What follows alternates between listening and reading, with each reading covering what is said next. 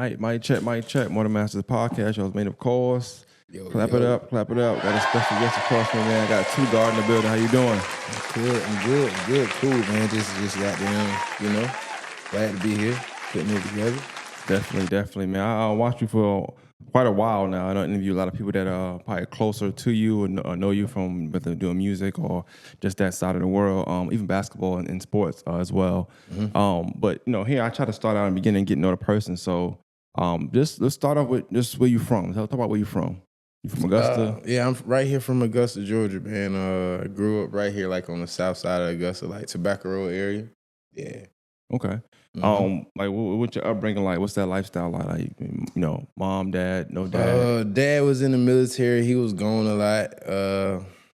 That kind of threw us in the suburbs on the South Augusta. With just me and my mom, my older brother, kind of like acting as a father figure. One of the kind of most important roles, and probably one of the most important roles in my life that's probably been played, like my older brother, for real. So it was just me, my mom, my older brother.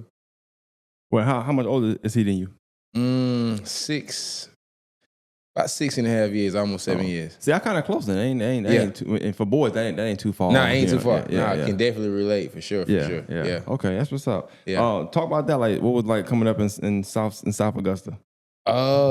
Through your eyes now, everybody got different. Through my eyes, it was like everybody kind of strived to be an athlete. I mean, until we got to about that middle school, high school era, and then like I had a lot of from the two neighborhoods that I stayed in, it was a lot of suburban game banging going on, and I recently just goddamn text my brother, thank you, bro. He was like, for what? And I'm like, bro, because I didn't never have to game bang, bro. He's like, one, he was probably doing some ancillary shit, and he's like, yeah, he won't go match up to what he got going on or how he seen my life, and I know I was gonna have to deal with him on an everyday basis more than I had to go outside and hang out with these. Yeah. You know what I'm saying? I'm gonna have to deal with him every night. You know what I mean? So it was like, I'm just super thankful for that I had an influence in my life that just like, yeah, you can do that, but nah, that ain't cool. That ain't what we doing. You know what I mean? Yeah, I think even you wording it that way, I think some people gonna appreciate it. Of course, that's not from this side of town. They look at it that way as well. Like,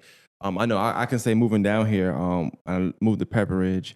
One thing I always tell people, because I'll be real, like, yeah, my natural thought was like, okay, what they doing this for? Like, they have nice houses, central air. Yeah. You got grass, backyard, pool, your own basketball goal in your backyard. Like, you got it. That's to me. When I came from, privileged as fuck. You know what I'm saying? We privileged as fuck. If your parents not in the military, the person next to you, that's almost how the ecosystem of the South Side of Augusta was built. Yeah. You know what I mean? So it's like the resources are around for you not to, but But like I said, it's a but there, because I always be transparent. But I never. That's why even the Columbia County thing, I'll be kind of iffy on sometimes. I do feel like, as young men, you just go through stuff anyway. I don't care where you at. It's peer pressure to be one way. Influences. Yeah. But then you also got people who come from other areas. So you might be in the suburbs now, but they come from something else. So that's what they exuding. You know what I'm saying? That's the energy they got. Yeah, and so sometimes you have enough of that in the neighborhood, then you get other things. And whether you call it game bang, whatever. It could turn the whole neighborhood. And then, I mean, it wasn't nothing bad. I feel like I just feel like a long time ago, I chose to be 2GUARD in a sense. Like, I chose to not be a follower. You know what I mean? And I think a lot of it did come off the cusp of just having an older brother, though. Somebody I had that I know was going to make me accountable for every decision I go out here and make. Just even at a young age, 11, 12 years old, And that's about the age when I start seeing it, like, and it's just like, damn. But it's easy when you go to school and, that's the vibe at school. And you go to, and sometimes it just trickle down to the bus. You see him here at this gas station or whatever. And just kind of, that's the kind of way to lay a land, at least in the South. Yeah. So, yeah, I think that's an interesting perspective. But that's the beauty of having a role model, too. Having somebody you can look up to and somebody to talk to you. Like, don't do that. That ain't what it is. For sure. All right, but so this is funny because I don't know, like, you said something. So you're not from Burke County then? No. I don't know. I heard somebody told me. I graduated from Burke County. I went to school in Burke County. So you played basketball there? Yeah, my ninth grade year is because, like, once again, my brother being strategic, he like, man, it's 12 high schools in Augusta, bro. You could be the best player on the team when a college recruit comes to the city. If all y'all averaging 20 points, and all y'all the same height, you know what I mean? It's gonna come down to who coach is gonna do more, you know what I mean? Politicking. Yeah. So it's like we had a discussion, and it was like, man, look, you can go to Burke County, possibly be the best player in one county, and you will create a, you know what I mean? You would create a different type of paradigm than actually being. Ain't nothing wrong with Richmond County, but it's 12 schools on top of each other within 5 miles. You know what I mean? Yeah. And it creates almost what bro had to do. You gotta go score 50 to get out of here. You know what I mean? You gotta go get 40. You gotta do something amazing. To stand out. Yeah. You know what I mean? And it's not that I wasn't capable of doing something amazing. It's just like, I know my bros. I came up under the era where it was the Frank Bookers, the Cal Doors, and we all get 25. You know what I mean? And they probably had 2-3 inches on top of me. So it's like what I was doing wasn't too much oppressive than 6 miles down the road. So I'm just being honest. You know what I'm saying? But if I go to Burke County, I put 20-mile distance in between this and Thompson and Screven County. It kind of changed the paradigm a little bit, bro. So that was an executive decision we made at a young age, bro. To get me on the pipeline to going to college to play basketball. Before I get into the high school part, I want to stand there for a second. But so middle school, where you went? What Spirit Creek. So you went to school with Kyle? Yeah, okay. Spirit Creek. I think he mentioned you, and when I interviewed him, he mentioned like, I went to school with him. Mind you, y'all are older than my brother, so I only watched y'all for a year. Yeah. And then y'all was gone. You know, so I didn't get to watch y'all like that. I just heard about it. You know what I'm saying? And when y'all played Burke County, y'all was pretty good though. No, for sure. We was. I think by the time my senior year got there, it was just me carrying a lot of the load. And I can honestly say, looking back now, like, man, it's I was scoring 30 a night and not even understanding what I was doing. So it's like, you can't expect me to lead a whole team to the, you know what I mean? Yeah. But to look back at it at the same time, to look at some of the stuff your brother was doing in 9th grade, it's like, okay, it separates, it shows you the separation and who, and you know what I mean? And not saying I wasn't ready for that moment. And it's kind of funny to say, like, because that's why I think like athletes are more prepped to do the entertainment thing, because it's like, bro, it's a lot of expectations without you even knowing at a young age putting onto you. You know what I mean? So I had a whole county. Mind you, Burke County, they are really heavy on football. You know what I mean? So don't nothing move the needle like football for the city. You know what I mean? So it's like I didn't have that much pressure on it, but it's like by the time I 11th, 12th grade, I had a lot of pressure on me to, you know what I mean, get us to certain You play both sports? No, I just played basketball. I think I went out there one time in middle school and they say football make a lot of basketball players. They listen to me. I walked out the first day. We was spring camp. I was the best wide receiver, no pads. They put pads on. I walked out, might have been about 5 minutes later. I seen somebody get hit, Oklahoma drill. Smoke came out their ears. Say, yeah, this ain't for me, man. I'm gonna go back in the gym. I'm a little too thin for that one, man. You know. But I kind of do regret it, bro. I would have had me a championship ring, like even down to Burke County as my senior year, bro. They was trying to get me to come out and play receiver, bro, and I would have got me a state championship ring. I mean, you probably didn't have to play that much. You could have just been on the team. Bro. They didn't even throw the ball. They ran 3 options. You know what I'm saying? They go run my boy Keem Gator. They go run him straight down the gut, or my boy Corey. Like they wasn't throwing the ball at all. So it's like I was really, I had a block. That's it. Yeah, that's it. So, and this is me asking. I see 2GUARD, your name you go by as a rapper, entertainer. That come from basketball? No, for sure. And it just always came from like, I just feel like the decision I made when I was 11, 12 years old, like when I stepped away from, I guess you say the detrimental shit in the world. I just try to find, you know what I'm saying? Just try to when I was thinking about a name or how I wanted people to remember me and what I want to go out here and like meet people as, it was like, what is more pure to me in basketball, you know? That's how I was able to find myself, even find the girl I like, find the confidence I need to walk off the basketball court. I got it all through the game, so I just feel like it was a way just to me to stay tapped in with who I really am. Yeah, I want to stay on that real quick, the 11 and 12 thing you speak of, because I think it's important to people that might watch this, you know, and probably even 15, 14 that made their own decision around them times. I do think 11 and 12 is 11, 13, 12 for young men is super important, because that's the time you make a decision whether you want to be this way or that way. You know what I'm saying? You kind of make it consciously or subconsciously. You kind of make that decision. So talk about that and what conversation maybe you have with your brother, yourself, to say like, okay, I know I'm leaning towards this path here, whatever that might entail. It could be gangbang, it could be being outside, getting into legal activities or whatever, things that that can send you away for a long time, whatever. I honestly don't know where I got the download from. I don't know whether or not it's from. I'm thinking it's from the higher power in God, but it's like it's just even then. Cause I was there to watch a couple people, you know what I'm saying, how the initiation go. You know what I'm saying? I was there. But it was just like, yeah, bro, we behind a brand new house in the suburbs and y'all getting y'all eyes split open, bro. I'm straight. You know what I mean? It wasn't even no rocket science to it. It wasn't even that I thought I was better than them. I was playing basketball then though. So I could say maybe that was, and that was the main conversation between me and my brother. It was me watching Dwayne Wade highlights. It wasn't trying to. So I wasn't infatuated. So if I probably knew about music then, I probably, that line probably would have been a little bit closer and a little bit easier for me to cross over. But I wasn't infatuated with music then. So it's like my biggest influence was probably Dwayne Wade in 2006. You know what I mean? Gotcha. Or watching the young Derrick Rose or something like that. Just being, actually kind of being oblivious to it, like being naive to it, not understanding what can come from, because like me not doing music now, moving around in the streets the way I do now, it's like, damn, maybe I should have joined the game. Shit, this should be a lot easier. You know what I'm saying? But it's like I can't go back on who I am. But it's just like, just being naive to it and not understanding that, like, the power structures and the powers that be that come with joining the game. So it's just like, I think that's more so what it was. I knew my brother ain't play shit either though. Like he was really goddamn go across my head if I would have came home with that shit. You know what I mean? So but was it still a struggle? And this is just me being transparent with you. Like being a struggle with like, you can make the decision at 11, 12, but you also gotta make the decision at 13, at 14, at 15, because it always circle back around. Like it's not like you stop being friends with certain people. Those situations always reoccur or always pop up again later on. So like, what was it like making the decisions not only at 11, 12, but then at 13, at 14, at 15? When I hit my next impressionable stage, you gotta think I was like probably like 14, 15. I'm in 9th grade in Burke County.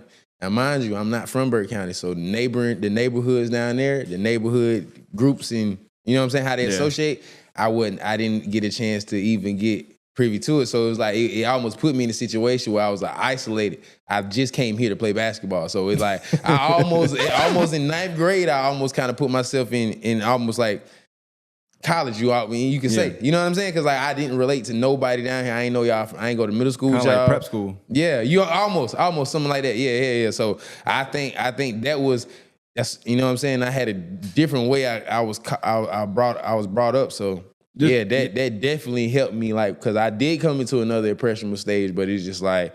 It wasn't nothing there but basketball for real. I'm gonna be honest with you. Hell yeah. Because you gotta think at that time my brother probably going into college, 15, 6, 7 years apart. You know what I'm saying? So he's away from home and it's like all I got is basketball. You know what I mean? Like, hell yeah. So I guess I know y'all made a decision to go to Burke County, but was it something they also were interested in as well? Like was it like a known thing or you just went there like on a limb, like hopefully I get to play, I'll get to make the team, or did y'all speak and make that kind of It was a summer, man. It was a summer run. I went down there and played with some grown men. And every grown man in that gym, they told me you going to Burke County. And they went to call my mom and call my brother. And you know what I'm saying? Because, all right, so how it goes, my mom's family's from Burke County. So I got roots in Burke County. Got you. You know what I'm saying? So it ain't like I'm like a complete stranger. My family church in Burke County. So it's like, you know what I'm saying? I frequent. So that's what, when the summertime came around, I was down there just summer runs and playing with some either guys that played for the high school team or freshly removed from high school. And they're like, nah, bro, you need to come to Burke County. Like, we need you. And when they did all that politicking, that was my first time actually getting recruited. So, and they didn't lie. The coach loved me. He allowed me to grow and flourish and actually give me the light probably at a younger age than I probably would have got at any other. You know what I mean? Yeah. What's some of your accolades at Burke County, like, as far as playing wise? Like, any awards, any, like, special particular games you I made all state. Our first two games our senior year, I think if you look it up, it's about 50 points. The first two games, and this is coming off us winning the state championship. Now, mind you, I'm the only kid working out basketball. Our whole basketball team's on the football team.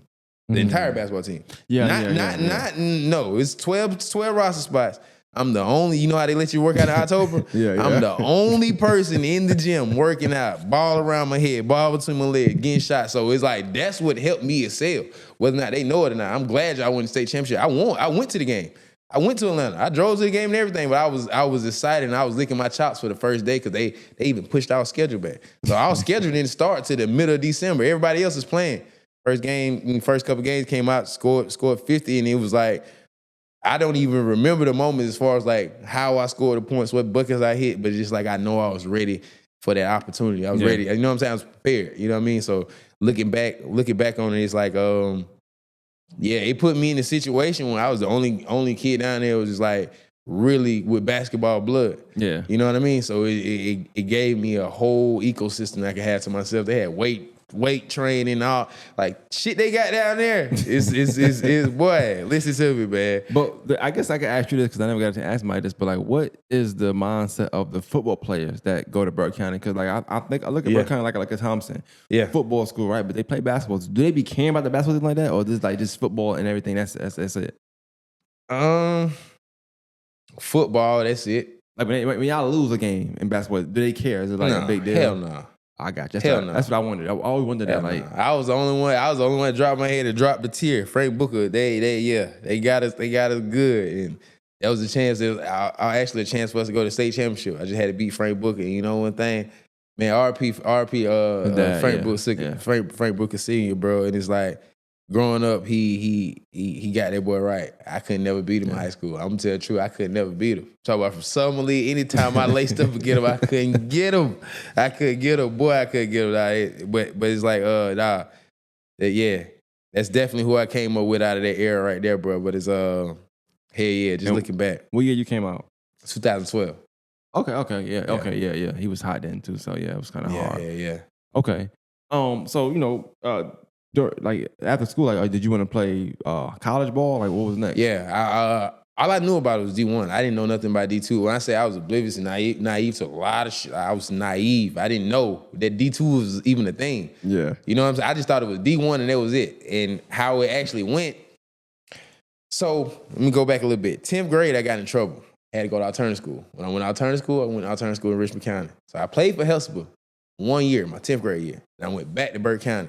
I heard Hesper too. I said, they say from Burke County, but he played for Hesper. So I guess it's uncertainty there with you, but now you can clear it up. Yeah. So you're not from Burke County. So it was a little trouble when I was still just young, just fucking stupid.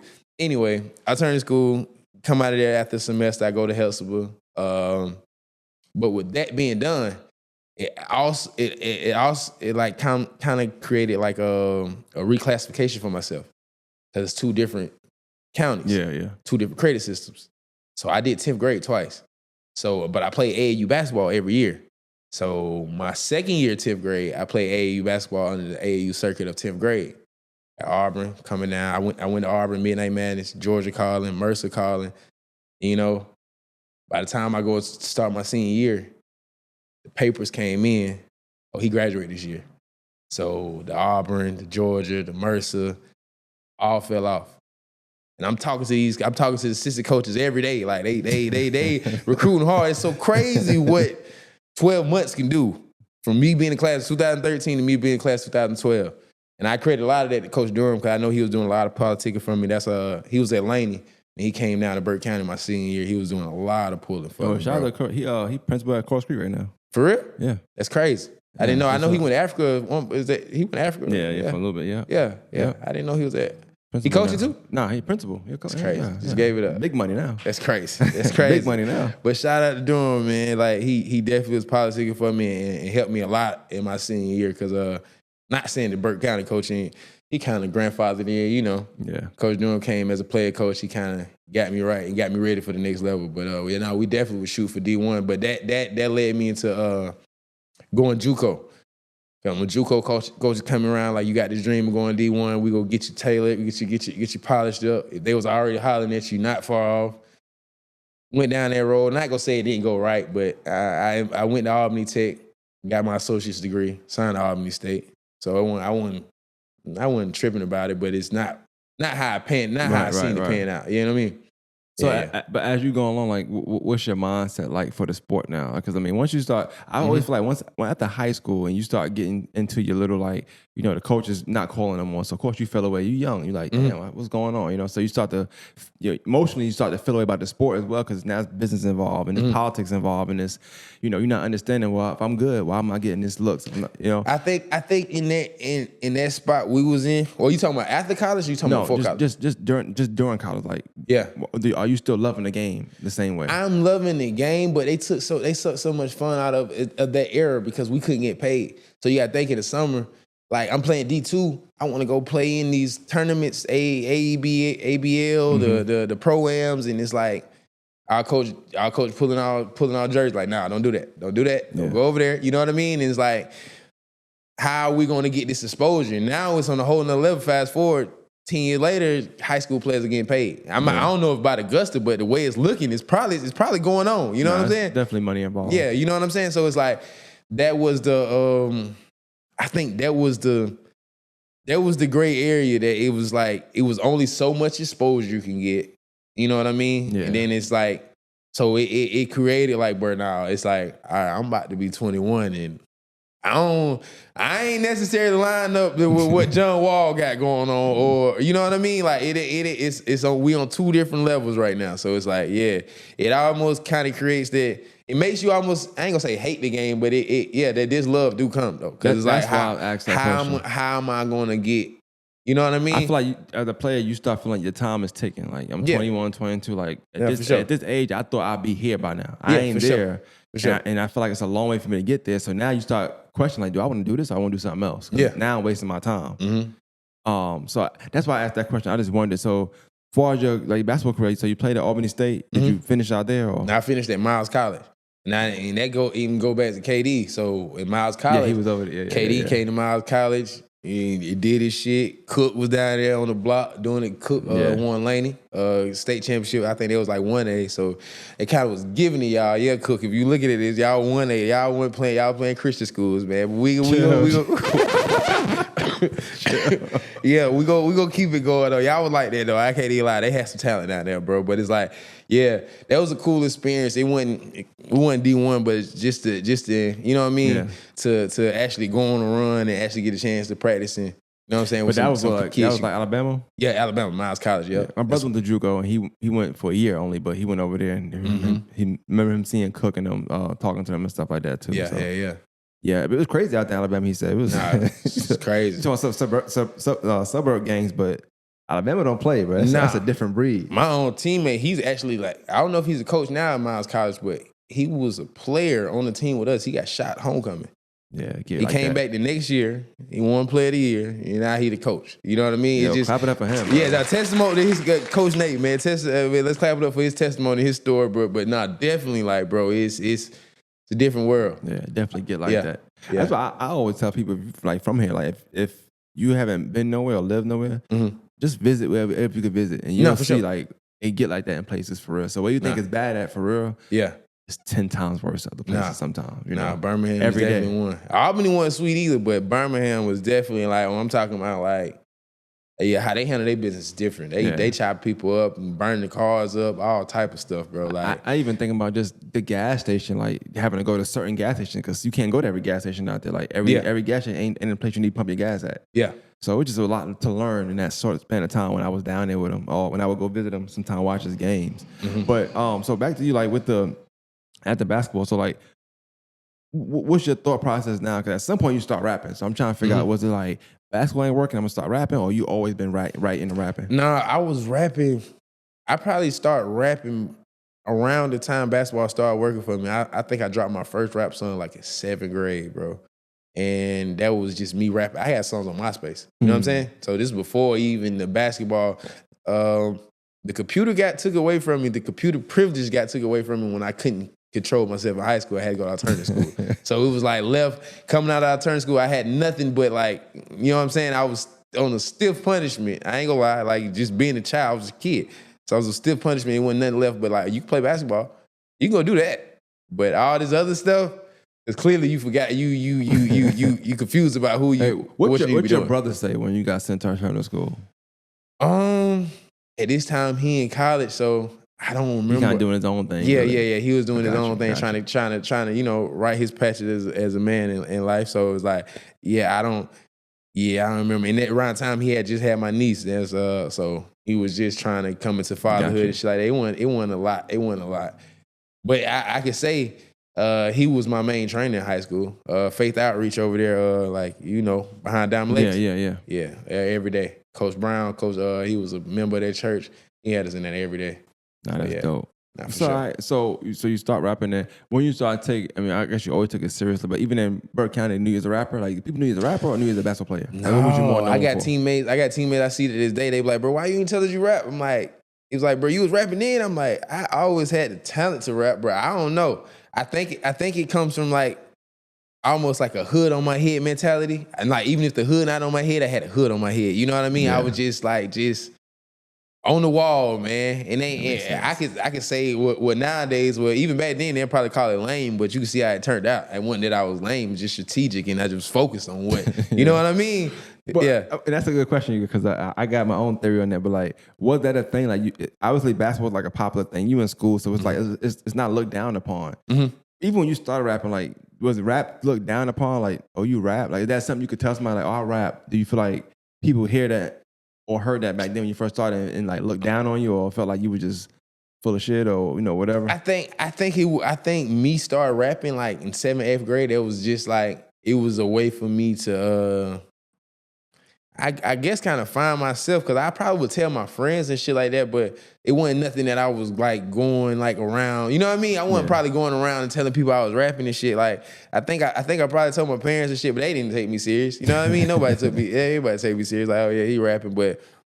Yeah, I mean, even that came down to my brother though, because T-Pain had an app back in the day. People don't even remember. T-Pain had an app where you can go in there and record your own songs off auto-tune and shit like that. Oh, you was rapping auto-tune? Man, auto-tune back then, but that came from off the cusp of my brother put me onto the app, and that's how I made my first song. So it was like, okay, well shit, I don't know, remember what happened with the app, but I started recording my songs, like playing the beat off the computer, recording off my phone, download the audio file and load it straight into the computer, and that was my song. It wasn't nothing officially like I was going to the studio. Yeah. You know what I mean? Yeah. I guess it was getting the reputations right, getting the reps up. So what was it like? And now we can get into kind of the scene too a little bit. Like, what was it like when you decided to like really, you know, come out and be like, yo, I rap, this is what I do. And you start working on music, and you starting to invest time and money into music. Like what around what age was that, and what time in your life was that? That was like I was probably 22, 21, off the cusp of college. I played one year what, 2015, and a half. 2016? Yeah, 1 year and a half. Cause about 2017, full turn. Because I was still playing ABA basketball in Birmingham. I played for Birmingham Blitz. So I was still playing with them up into 2016-17. I played about a season and a half. Before I get into the music then, since you said that, like, what was like the final straw for you to be like, yo, I'm done with basketball? Man. That's important to know. Like, it come down to some Augusta shit, right? Birmingham Blitz, it come down to some Augusta shit, man. We fly high. We got a good record. I'm probably averaging like, bro, because like in ABA, we scoring like 150 points. Yeah, I remember the games. Crazy numbers of points we scoring. So I'm averaging about 15 coming off the bench in ABA. It's cool. We roll into town, one of our star players get hurt. All right, that's cool. That's not a problem. But it's we playing the team from Augusta. And then Rob Turner come in town. PJ come in town. Them folks scored 95 on the, just them alone had 95. I think we won the game. But with them scoring 95, and I'm like, bro, I just came out of school. I know PJ been out of school. But, man, listen. PJ might have had 40-something. Rob had 50-something, 53, 42, something like that, 26. And I'm like, bro, we still won the game. But it's like, bro, it's nothing. This game has done like at this point, let me just give my basketball shoes up. Cause like, bro, y'all roll into town on old legs. I'm on fresh legs. Y'all boys put up 100? Yeah. That's how y'all feel? And Rob coming off fresh off Texas Tech. So it's like, he rolling, you know what I'm saying, at full speed. But it's like, I feel like PJ was on one leg and he still went and got 40 and 20. Yeah, that's funny. I want to say something real quick about PJ because I hear a lot of talk about certain people being the best, this is the best, that. And I mean, it's basketball, so everybody should feel like they're the best. Yeah. I watched PJ play a lot of ABA and basketball after high school. Mm-hmm.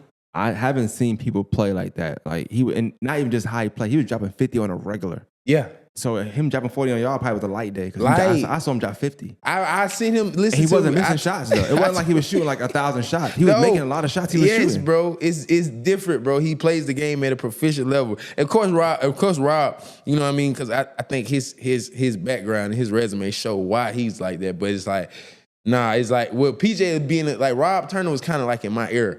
Yeah. PJ was a little bit out of it. PJ, I'm old. PJ my age. Same year. 08. And still do it. And not only that, PJ, I watched PJ drop 50 on people that's like 6'6", 6'5", trying to guard him, trying to figure out how to guard him. Yeah, it's a lot of odds. It ain't just the regular roll the ball out and get 50. It's like, no, it's not fast break points. Yeah.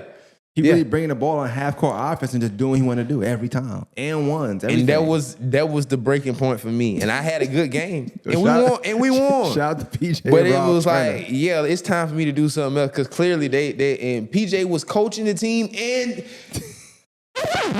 how the fuck you coach your team and go get 40 in the dub on the 6? Like, how you do that?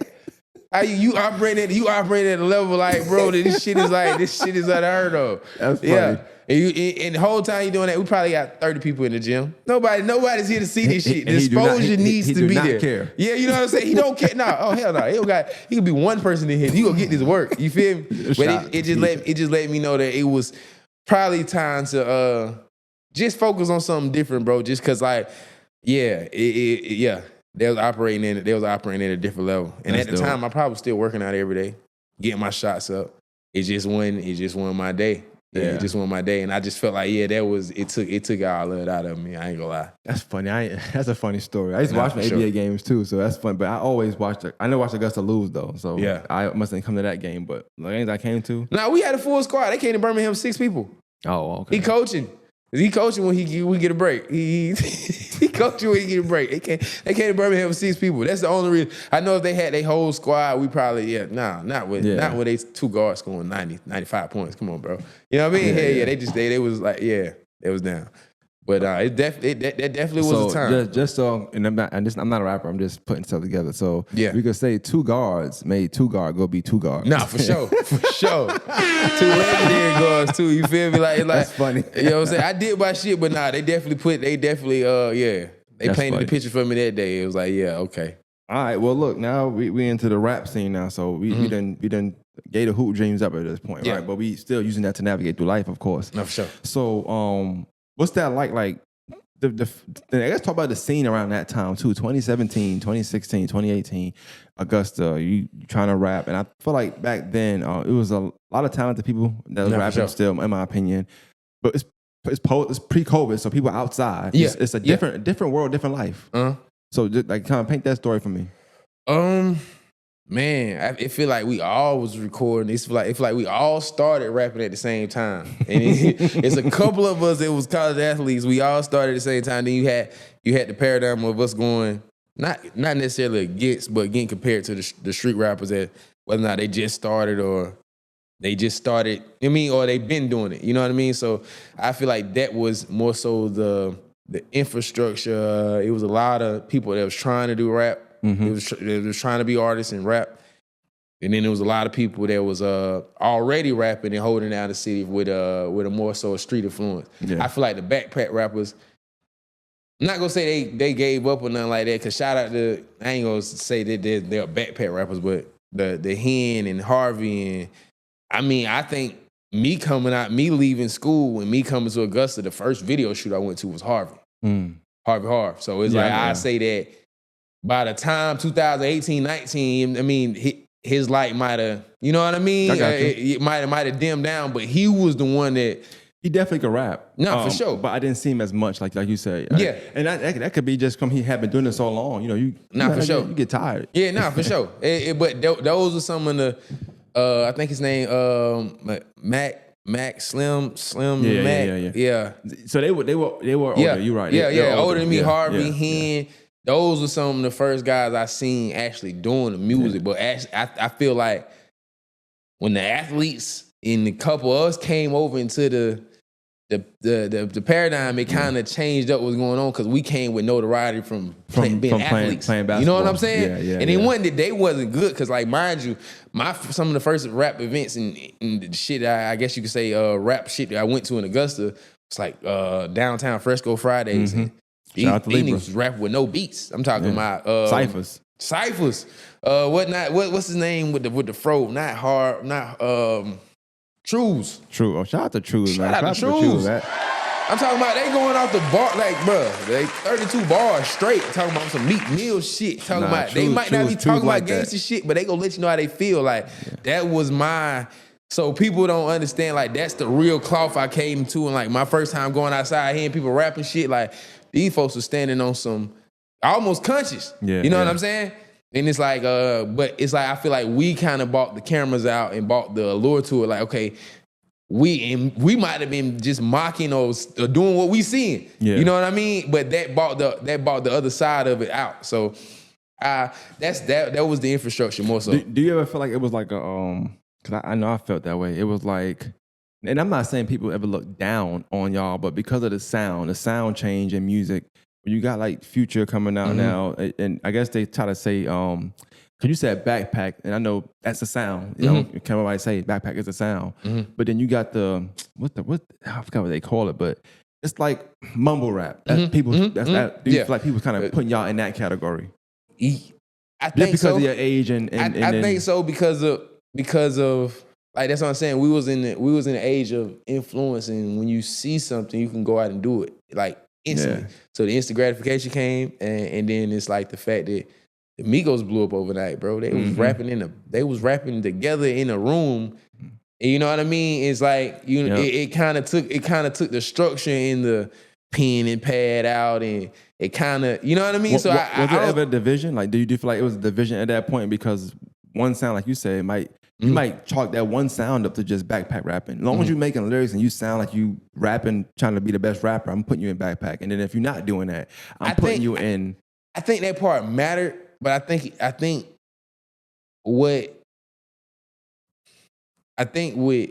so I say like the backpack rappers probably had like influences like Currency, Wiz Khalifa, shit like that. And they did music at a slower rate.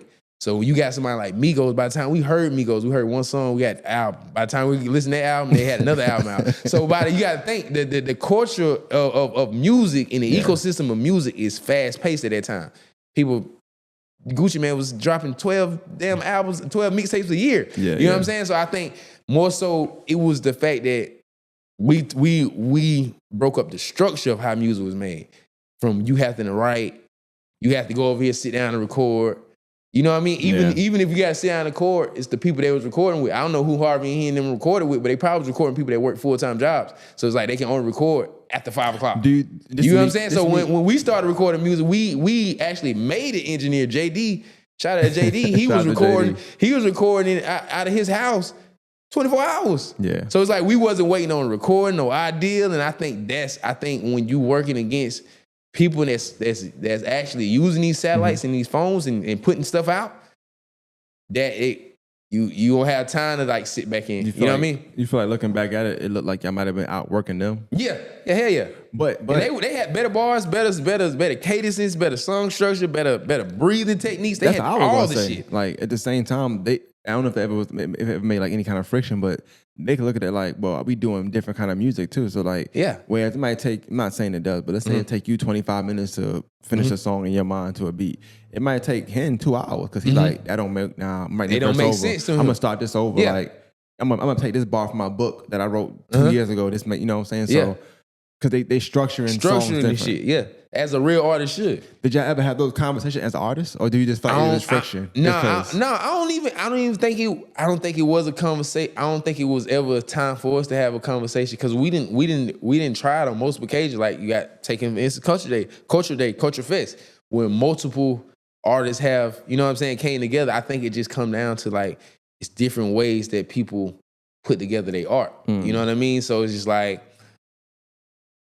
It almost is almost like nonchalant and almost like arrogant the way we did it because like we just didn't care. You know what I mean? You know what I'm saying? It seemed like I ain't gonna say they care. The backpack rappers or the more structural or lyrical rappers cared. I just think that it's harder to portray that image to the world. If you don't care, nigga, you would shoot a video right here. Like, you know what I'm saying? You don't care. If somebody care, it's gonna take time for them to actually deliver this art. Like where I need to be at, what I need to have on, who I need to have around me, what type of setting do I need to be in. Like, and I think, you know what I'm saying? It was just our influences at the time and the people that was, you gotta think Money Man hot, Migos hot, Future, Young Thug, and it's almost like a new style of video came out of that time. So because everybody, like, it went from the Nelly and Missy Elliott, we in real, you know what I mean, photo rooms and having real settings to like, oh no, we can shoot this on the fly. I shoot this by the car. We can shoot this outside the gas station. So when you got people that's doing that and that's willing to do that, it kind of makes it hard for you to sit back and kind of be so strategic. You know what I mean? During that time, I think, if I'm not mistaken, not only with artists, you got a different sound now, and you got different kind of artists, whether it be your athletes or whoever coming out. And then you got people who come around rapping. You like, oh, you went to school with me for real? Like, they not even known, but they nice. So, you know, you got a bunch of different people. But then also you got people doing videos now. You got, I mean, we on now. You got certain the podcasts and stuff now. So it's like, just media in itself, in general, art in itself, then took up a whole, like 4 or 5 different lanes now. And now you got your interviews, you got your Culturefest, you got your videographers. Then it was the whole thing, but you know, you got LaFont Lee in them, and now was everybody feel look the same. So now we got to get more directors and more videographers to try to stand out from these videos, you know? Or I don't want to pay that because my video like this guy video, or don't, you know? So it's a lot of that was going on at that time from what I hear. No, it was. Look, I don't think LaFont was doing nothing wrong. He was getting calls from 20 artists a day. Like, bro, I gotta get y'all cookie cutter, bro. Y'all go, because as soon as I shoot the video, y'all go ask me tomorrow for the video. So it's like, at this point, bro, like, how can you be mad at, you can't be mad at that business plan, and especially when artists, being an artist, I know how it is. Even though I use my brain being an artist, a lot of artists don't use their brain. They just show up and they want to put it on you as a director or a videographer to make your dream come to life. And it's like, bro, I just did this yesterday. If you go ask me for a treatment, it ain't gonna be the same as yesterday. But how can you expect me to deviate for something else when I'm doing my part of the journey by shooting the video? You know what I mean? But I mean, I'm at the same time though, when people do put that money into you, invest into you in any way, in any form, you should invest back into yourself. Not saying LaFont didn't with likes, not saying he didn't with editors, and because like after 6 months of you shooting 50 videos or 100 videos, you should, you know what I mean? So people don't have the same narrative to say. So people can say like I've been working with him for a year and we was doing this. The video don't look like the same from last year. You know what I'm saying? So I feel like, I know me, my perspective, you know what I mean? I don't think I ever shot a video with LaFont, but I mean, what I've took from it, from watching it, is like the lighting. The lighting and I think the extra shit that come into being a videographer. I don't know if he just never just, you know what I mean? Or just maybe an artist didn't push him to that though. You know what I'm saying? This is what I do know about, like, what I remember about that time is that people was getting high quality videos for a very low price. Very low price. And so I always just felt like ain't nothing to argue about. Yeah. Nah, for sure. We all live here. Yeah, for sure. And the goal ain't to have the best video around here, which we get into in a second. Yeah. It's to have a good video, get looked at, and then go higher. Yeah. You know, and then maybe you could bring LaFont and whoever else up with you. But the goal is to get out of here, not to have the best video on Peach Orchard Road. Exactly. You know what I'm saying? So, I feel you. I never understood when people got upset about it. I'm like, you only paying $200, $150. $150, yeah. And at the time, videos was cost more than that. And then you didn't come with no idea. No, for sure. You know? For sure. So it's like you get these movie-like videos with these high-tech cameras and high-quality cameras for dirt cheap. Yeah. But you expecting somebody to put in $500, $700 budget dollar work. Yeah. You know, It's not going to happen. No, it's not going to happen. So I do want to ask you this. So what's your thoughts about, like, around that time, the Augusta scene, when you got the Culturefest, you had artists that actually cared about doing events around here. I remember the first time I heard of you, if I am mistaken, I could be wrong, correct me if I'm wrong. I remember interviewing a guy, and he had made a list. I think that might have been the first time I heard you, because you was on his list. I don't know where you was at on his list, but you was on his list. That's back when lists mattered. You know, it don't matter no more, but back then. And I remember it being, of course he had his artist first for whatever reason. Then, he had a Q Dog on there, the usual suspect around that time. And I think I seen you on there. At that time, like, what was your thought process on when List came out? Did you care about it? Were you upset about it? Did that like put things? Was that A.O. Snoop's list? Definitely was Snoop. Yes. Okay. And I was on the list. Man, it's crazy. I'm almost sure you. I might got it on my phone. Let me pull up my phone. Because I don't remember. If I was on the list, that was a good thing, right? Yeah, good for me, right? Yeah. Okay. I used to work with Snoop a lot. But yeah, that's what people thought too. People thought that he was just putting people he had work with on the list and trying to be funny. Nah, but because like I know Snoop ain't had no Snoop. I don't think Snoop ever recorded with Q Dog, bro. So it's like even people that was at the top of the list that I think he had before me at the time.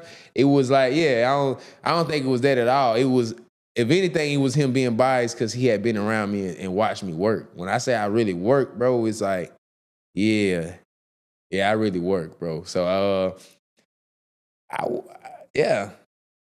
I gotta listen. See, I know. Okay. See, I keep my stuff, man. Yeah, for sure. I keep my stuff. It was Snoop. It was like, let me see where you at on this list. All right, so where you at don't matter. You was 18 on the list, but it don't matter. Okay. I think he had Axiom first, and I think that's what was pissing people off. Okay. Yeah. I don't know how to do rap at all. Yeah. I don't know. I'm just saying. Yeah. Q Dog was next. AE, Mayo, Flyer, Trues, E Cool and Lil Nah, Louis V. Quan, Tia Tut, LaBeija, Charles Gray, L Tapak, Harvey Harv, Hen, 2K, Slon KD, 2GUARD, Benny Hunter, and True Cash. Yeah. And that's that era. Yeah. So I named 20 artists, and that's that era. That's that whole era, and it's crazy. It seems like as you get to the end, we the only people that still rapping. Like, what the fuck? Some of them got real jobs now. Yeah, first 15, I don't know. But nah, Axiom at the time, bro, I think he was doing, he had this media platform, bro. So it was, that's what I'm thinking. Overall, looking back on it, I'm thinking, like, he was judging people as artists, but also as like how people make their artistry work and how they connect and how they're connected to whether or not it's the culture of Augusta, whether or not it's the culture of just the artistry. You know what I'm saying? Yeah. And I feel like that's what it was. Cause I remember asking him, he had that over there, by Augusta Tech. Studio to Create. Yeah. He was doing his thing out of there. I think it's also marketing because I remember when I interviewed him, I think he had a project coming out. Which made sense. Yeah, it's like, oh, well. And everybody that he named was on the project. Yes. Yeah. And then also, like, he was talking about it. Yeah. So it's a good look because even if he was smart. Snoop was I still didn't smart. know Still a lot of genius. people on that list. Yeah, genius. It made me go look him up. Yeah, he was genius. You know? Yeah, for sure. I definitely appreciate Snoop giving the nod, and he know what it's like because that's another guy we grew up together, same middle school. I think he went to Morgan Road though, but he was in the area, the next side of town. But hell yeah.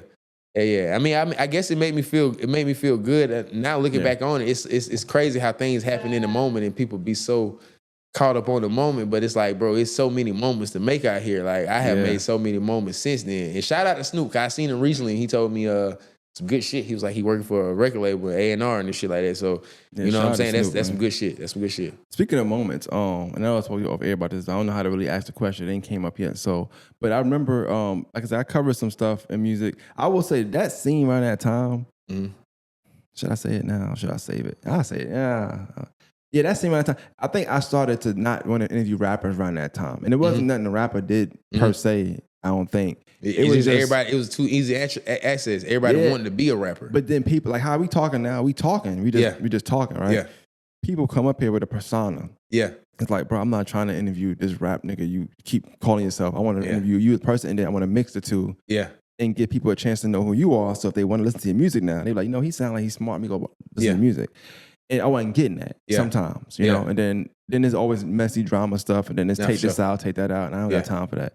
And then I just don't be liking people sometimes. I'm not gonna lie. Just gonna be honest with you. I don't like it. For sure. And I try to be because you gotta consume this shit. So it's like I think if I don't like consume your shit, I don't want to even. I get it. Well, we 50 minutes in, right? And I feel like we having a good conversation. But imagine 50 minutes in and you talk to somebody who just lying for 50 minutes. No, for sure, it ain't being real at all. Now you trying to wrap it up. You know what I'm saying? Yeah. So that was my thing too. I just never liked. I didn't like that. And then being younger at that time, you do know people, so it's like I'm like what you saying because that's not even who you are. That's not even who you are. I get it. But I say all that to say, around that time, I interviewed Libra, and I remember I think you might have said something about Culturefest or something like that. Yeah. And of course, I get into rappers here and there. They don't like when I be honest, but what I learned from Libra was, I don't know if she said anything to you about it. I don't know if she just didn't say nothing. I'm always vocal with artists because I feel like I'm going to help them grow as well. Okay, for sure. And so I know last year I had an issue with a guy who was mad he didn't get a Juneteenth, whatever. And Okay. I just told him, like, you got to stop bitching. Like, don't cry about it. Yeah. Just do what you got to do and then, make your thing up. Around that time, with whatever you said, you can kind of explain it, whatever. What was the reason why you felt that way, and what made you, like I say, the things you said about Culturefest? If you remember. I don't remember, but I do remember me going on a rant about Culturefest, though. Did you not get like an acceptance or something like that? What was it? And it's younger you, so it's not like it's you now. But I'm wondering if you didn't get like picked or like you didn't. No, because I had been around since the very initial day of Culturefest. I'm trying to think. Did that last time? I think I might have didn't get picked. No. Yeah, I'm moving around in Atlanta. There you go. It hit me, bro. Because like the Culturefest, the scene in Augusta. If it ain't Culturefest or if it ain't, I guess you say Mayfest, summertime, if it ain't certain shit going around, the scene is dead. Yeah. Gotcha. So it's like all the people that she was tapped in with at the time, they was from this area, but it's people that weren't moving. You know what I mean? So it's kind of like go back to some of my early influences of why I started rapping. Some of those people was getting caught. I'm like, but they ain't even rapping right now. You know what I mean? And it's like, I just dropped a CD and I'm paying $300 to go get on this stage, $1,000 to go over there and get scammed by Boom Man. I'm doing I'm doing my job. As what I'm supposed to be doing is carrying the torch as far as Augusta rapper, but it's just like, yeah, I just feel like it was no love at a particular moment. But yeah.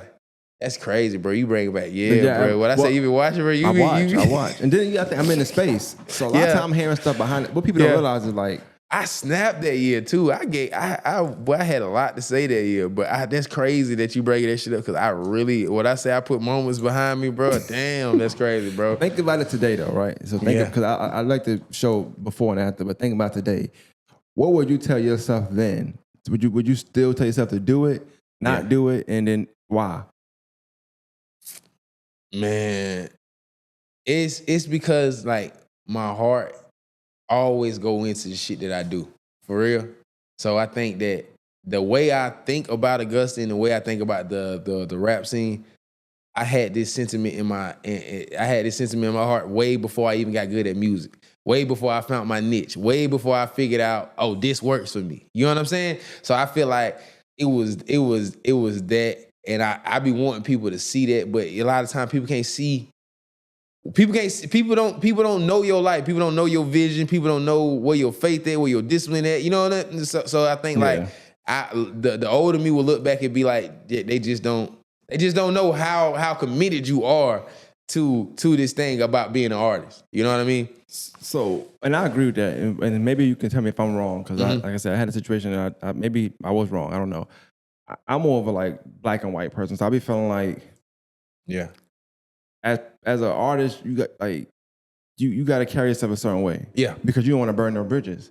So even though you might have felt like, I'm getting this and that, you don't know the process of, how they pick stuff. It could be politics, and that's with everything. It could be that. It could be a different process that we're not a part of. It's just so hard I feel like when artists get upset with people that throw events and didn't put nothing into the event. Like, you don't know what she went through for, like, paying this or paying that, trying to get this license, making sure this gets done, roadblocks, whatever it can be, security and stuff. And then you have a hiccup. You'll get an artist get upset and curse you out. You're like, well, damn, I'm doing 1,000 things right now, you know? But then also I look at it like, for me, for artists, I feel like as an artist, whenever you feel mad about something, just show niggas why they should have picked you. Yeah. That's how I feel like. Just show anybody should have picked you. You know what's crazy? And like quiet as kept, that's what it is. I can say that's where I'm at today. I stopped worrying about what I couldn't control. I stopped worried about people not thinking it's not good enough. And then I just start focusing on like, bro, how can I make my product better? How can I produce a better product, whether or not it's music, clothes, whatever I'm on. You know what I mean? And I feel like that was important, man, because a lot of times people don't know how to deal with rejection and not being picked, but it almost took me back to my childhood era. Like when I wasn't good enough in basketball, and you know, luckily I had somebody to sit there and train me, bro. But that's what it took. Yeah. It wasn't like you can go tell the coach, you go tell the principal, and that ain't gonna get you no playing time, bro. You know what I'm saying? That ain't about to get you from this to shooting guard A to shooting guard B to shooting guard A. You know what I mean? That ain't gonna work you up. Like it's like nah, it's gonna actually have to work, bro. Did you and her ever patch anything up for like talking about? I don't, cause I know she moved out the city, but nah, I hope Libra don't think I got a problem with her, bro. And I'm still connected to a couple people that I feel like they still talk to her, and you know she see my stuff, and when she do, she always show love. But I hope she don't feel like if that. she show love, then it's good. I hope she don't feel like that. Yeah, nah, that's dope. I think that's dope. But I guess like I said, looking at it from the origin of things and me seeing how things pan out sometimes. When I talk to artists today, I'm telling them like I've seen the old scene of Augusta. I've seen pre-COVID, during COVID, and I've seen after COVID. So I'll be trying to tell them like. But see, when it comes to that, like it's like only because like when artists, how many artists have you heard of have a mixtape party here? Not ones that matter. I'm being honest. Ones that matter. Just any of them. Period. Have you like it's probably on two hands, right? Yeah. You count two hands, right? Yeah. So I'm one of the artists that had a mixtape release party at studio. And I had a versus. Like we fucking know I do remember that. Swiss Beats. I do remember that. Yeah. Versus Nah. Yeah. I had the whole Uptown come up there, goes versus downtown artist Nah. Like so when it comes to the like that's when it's like I have a plight of why I'm going so hard. It ain't like that I'm just doing that. I didn't threw a hoop back at Warren Road basketball and shot a video at the cage. You know what I mean? And brought the whole city out. You know what I'm saying? Had my mom out there. Like shit, like niggas ain't doing that for their music down here. So I'm like, bro, like even when it come to Harvey and he, they didn't send me a song when they said my name on the hook the whole verse like in 2019, bro. I know I was going hard, so I was getting even recognition from the same people that was your peers. Yeah. You know what I'm saying? So it's like I don't know what her disconnect was. You know what I mean? I feel like at the time I just feel like I was out of the market of Augusta. Yeah, you wasn't in the scene. You know, Augusta is like that. If you're not if you out the loop, you're out the loop. I don't care how high or good you're going. Like if you're not here, if you're not seeing you, then I do see that. Out of sight, out of mind. I do see that. Because even like somebody you interviewed recently, Cammy, like she going crazy right now. I don't know if it's getting I see it. You know what I mean? I keep up with her, but I don't know if it's getting the same pub as it would if she was, you know what I mean? Yeah. In Augusta. That makes sense. Sense. Yeah. Going crazy though. But you mentioned some things just a second ago. Like I wanted to tell you, like, what's your perspective on like not just the scene of Augusta, but when I talk about themes like ego, arrogance. Mm-hmm. And I'm not saying this is you. Yeah. Maybe younger, I don't know. Because even what you just said, it could come off that way. Maybe it's not arrogant, but it can come off like, I'm doing this. Yeah. I'm supposed to be on Culturefest. Yeah, for sure. You know? Yeah, I still feel like that. That's the ego in me, bro. I still feel like that, bro. Because like, I feel like we in the industry and in the art form where we don't know how to maximize the money in it. You know what I'm saying? So the only thing you can judge somebody off of is their heart and their pureness to help others and to not gatekeep the others. Yeah. You know what I mean? I ain't gonna get to that, but it's like people can be gatekeepers, bro. You feel what I'm saying? I'm one of the ones that like when it comes to the studio, when it comes to access to any information, the whole time I have been giving it back. You know what I mean? Like I owed it to somebody the whole entire time. So and I feel like if you know me for real, you know me. Like whether or not it's I need a ride to the studio, I'm not even about to record. Whether or not it's I need a ride to my video shoot, I need a cameraman, whatever it's been like for this music industry to get right here. Because even we didn't talk about it, but one of my closest friends, you know what I'm saying, he's in a situation right now. I say Black Mars. One of my closest friends, it's a real artist. He didn't graduate from high school. All he knew how to do was rap. So you saying that's somebody I got a lot from, and it's like, yeah, like, you know, I ain't take no days off being an artist, bro. So I feel like that's where the ego come from. So when people do have an ego, when people do put themselves in the art form of doing music and you take days off or you gotta Got 401k. I don't have that, bro. You know what I'm saying? Not that that's saying that I couldn't get it. I got my associates and bachelor. I definitely could have aligned myself with that. I could have kept going along. But it's like, I just, you know what I mean? It's like ever since I started doing music, I've been trying to like bootstrap myself and not only take care of myself and provide the resources I need to do music, but also, you know what I mean? Just like, yeah, I've been doing music every day, bro. Like every day. Like when people take breaks off, no, I'm doing something around music or promoting myself. You know what I mean? So I think that's more so why I had that.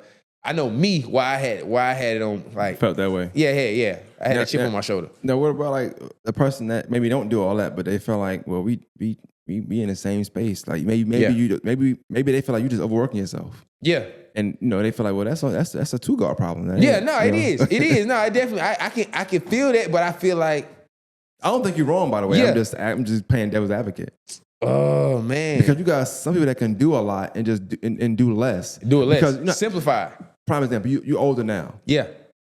I'm asking, I don't know for sure, but like, are you making music in the same pace you're making it in 2017, 2018, 2019? Do you have the time for that? Nah. But you know how to make your music still, right? Still know how to make music. It's actually come out better. That's crazy when you say that. But I think the people you're talking about were that at that time. They might have been a little older than you. They might have been a little more, maybe they had other stuff going on. So it's like, you know what? Yeah, 2GUARD, I'm not going crazy right now. I'm not going to lie. I'm not rapping every day. Yeah. But I'm still rapping, nigga. You know, like, I might put a mixtape out 2 months from now. I'm holding music. I might not be putting it out on the internet. You know, I got a real job. It's hard for me to do that. Yeah. So I be thinking that sometimes. I always say like, it's funny how like I think people make the world go round. So like, you really have to meet yourself 10 years from now or 5 years from now to be like, damn, you know what? I was out of pocket. I was right. Yeah, nah. I think looking back on it, my heart was in the right place. My mouth said the wrong shit. My mouth, and it's like, but can't nobody see your heart, so you just you're trying to communicate what you really feel. And like, I ain't have no ill will towards, I think anybody that was picked or anybody that was getting like, you know. It wasn't about them, it's about you. You felt like, y'all could do it, just why I'm not added to the list. Like, I'm not saying take somebody out and put me in there. But now I'm looking like, but damn, he in there. This motherfucker in there. You know, so it's not like keep them, but you ain't thinking about me. Yeah. You know, so I get it. I understand it. And I know, and this is like what we know now and what we see a lot going on a lot of now, like with people snitching and, you know, how people try to move the goalposts. Basically, a lot of shit come down to, bro, we in a relationship-based society. It's been that way the whole time. Maybe we was too young to understand that shit, but like, bro, if somebody knows somebody better than you, they're going to get something maybe before you do. And it's like, the younger me didn't understand that's the politics around. You know what I mean? Yeah. Yeah, that's the politics. That was, and that, it could have been some of that. Could have been some people that deserved it, and I didn't know what they did because I had my head down doing my own thing. It was just, so definitely though. That's why I asked about the list and things like that, because I be feeling like, I made a post the other day or I made a reel, and I was like, politics and everything. Like, the minute you tag somebody and say, yo, make sure you go, F with such, that's politics. Yeah. I seen that. You're using your influence to be like, yo, this the guy, I'm backing this. Or if you ignore somebody post and you like them, you like the song, but you don't share, that's politics. Yeah. It might not be you hate a person, but you're not willing to be like, hey, y'all, I'll just stand next to it. Yeah. Stand next to it. It's all politics. Yeah, every decision you make is political. Whether you choose to speak on it, not speak on it.